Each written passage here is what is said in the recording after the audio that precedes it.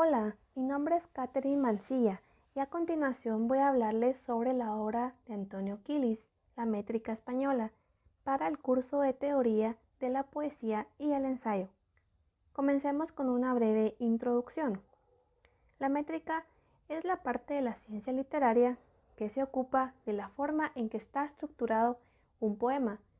Para comprender el estudio métrico, se deben considerar el poema, la estrofa y el verso. La obra de Antonio Quilis está elaborada con el fin de ser un manual para el estudiante universitario y es por ese motivo que su metodología se basa en estudiar la unidad menor hasta llegar al poema. Se comienza analizando el verso, se continúa con la estrofa y al finalizar se analiza el poema. A continuación hablaremos del verso y las partes que lo constituyen. El acento. El acento es el alma de las palabras y del verso, ya que de él depende la belleza del verso y de la estrofa. Hay que aclarar que las palabras acentuadas y las inacentuadas conservan su acento en el verso, de acuerdo con las normas. Sin embargo, esto no es obstáculo para el poeta, ya que el acento se puede modificar con una licencia métrica, aunque es poco común, ya que al hacerlo se pierde la belleza de la composición. Las palabras se clasifican según la posición de su acento, oxítona o aguda, paroxítona o llana, proparoxítona o esdrújula y superproparoxítona o sobreesdrújula. Los versos tienen una clasificación y siguen una regla. El verso oxítono se cuenta una sílaba más de las que tiene. El verso paroxítono se cuentan las sílabas que realmente tiene. Y el verso proparoxítono se cuenta una sílaba menos de las que tiene. Además, los versos se pueden clasificar según su ritmo de intensidad. Pueden ser yámbicos o trocaicos. Ahora hablemos de la rima. La rima es la total o parcial identidad acústica entre dos o más versos. Lo importante en la rima es la percepción de una igualdad de timbre, lo cual da como resultado un fenómeno acústico. Cuando se estudia la rima hay que tener en cuenta que la rima es un hecho de la lengua, por lo tanto en cada etapa de su historia puede haber variaciones. Esto sucede por la diferencia de pronunciación de determinada época. Existen clases de rima de acuerdo a su timbre, las cuales son la rima total, también llamada consonante o perfecta, y la rima parcial, también llamada vocálica o asonante. Además, existen clases de rima de acuerdo a su cantidad, las cuales son oxítona o aguda, paroxítona o llana y proparoxítona o esdrújula. Las rimas están dispuestas según las siguientes combinaciones. La rima continua, que da como resultado estrofas monorrimas. La rima gemela, que da como resultado la estrofa pareada. La rima abrazada y la rima encadenada. El cómputo silábico es el número de sílabas que posee un verso. Al medir la cantidad total de un verso, hay que tener en cuenta el número de sílabas fonológicas, los fenómenos métricos y el lugar del acento en la última palabra del verso. No hay que olvidar que la división silábica en español se realiza de acuerdo con las normas. Los fenómenos métricos que pueden afectar el número de sílabas de un verso son sinalefa, sinéresis, diéresis y el hiato. Los versos están clasificados según el número de sílabas. Pueden ser simples y compuestos.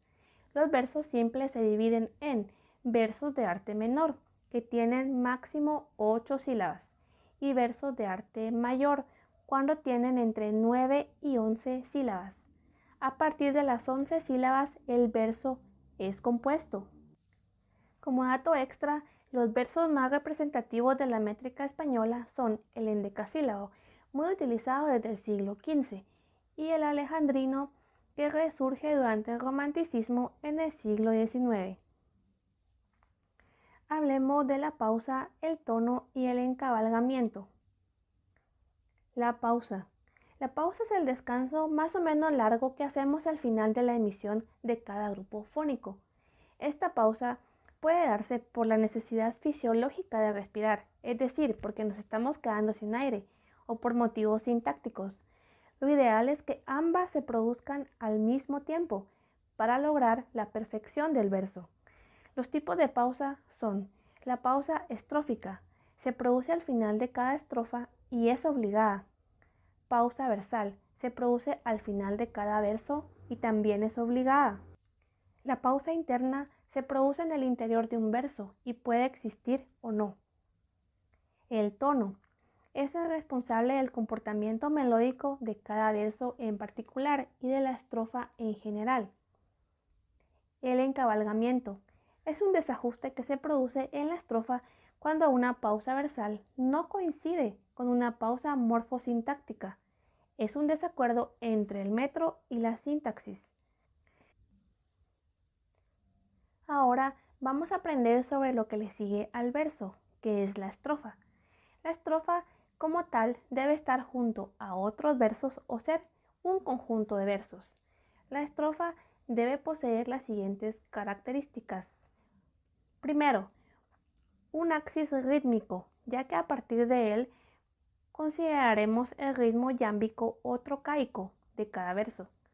Segundo, un número determinado de rimas y una distribución de las mismas. Tercero, una estructura sintáctica determinada. Cuarto, un sistema estructurado de versos que se relacionen, sea fijo y se repita en cada estrofa. Para identificar el tipo de estrofa lo haremos por medio de letras.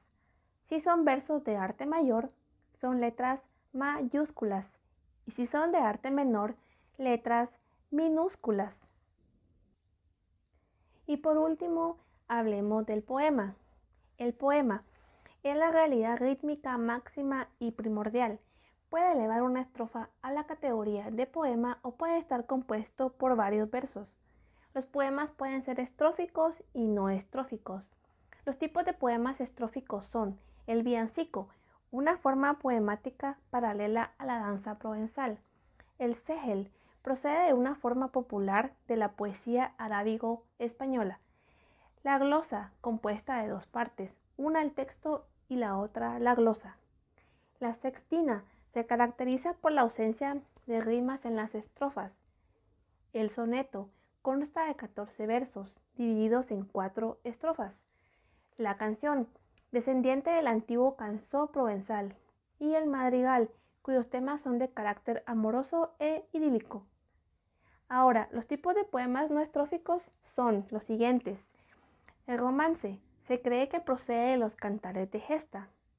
La silva, una serie poética limitada en la que se combinan versos de 7 y 11 sílabas. Los poemas de versos sueltos carecen de rima entre sus versos utilizado en las epístolas, sátiras y poemas líricos. El poema de versos libres, que no tiene estrofas ni rima y los versos no tienen medida.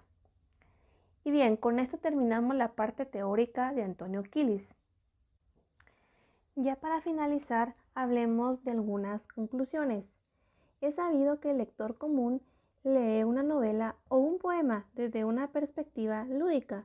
Sin embargo, el estudiante de letras le compete el análisis de las obras de una forma metódica y estructurada. Es por ello que, para llegar a una comprensión del poema, es necesario estudiar sus partes y para esto la métrica española de Quilis es ideal para esta finalidad, porque nos ofrece de una manera muy acertada y a detalle todo lo relacionado con el poema. Desde que se comienza por el análisis del verso, es interesante cómo hasta la parte más pequeña se analiza. La sílaba. El acento de las sílabas en las palabras es muy importante, no solo en la escritura, sino en el lenguaje hablado. Al aprender cómo se forma el verso, se comprende mejor la estrofa, porque justamente está constituida de versos. Finalmente, cuando terminamos de leer a Antonio Quilis, hemos logrado identificar las partes del poema y los tipos de poema. Sin duda, esta obra es fundamental para el aprendizaje del estudiante de letras.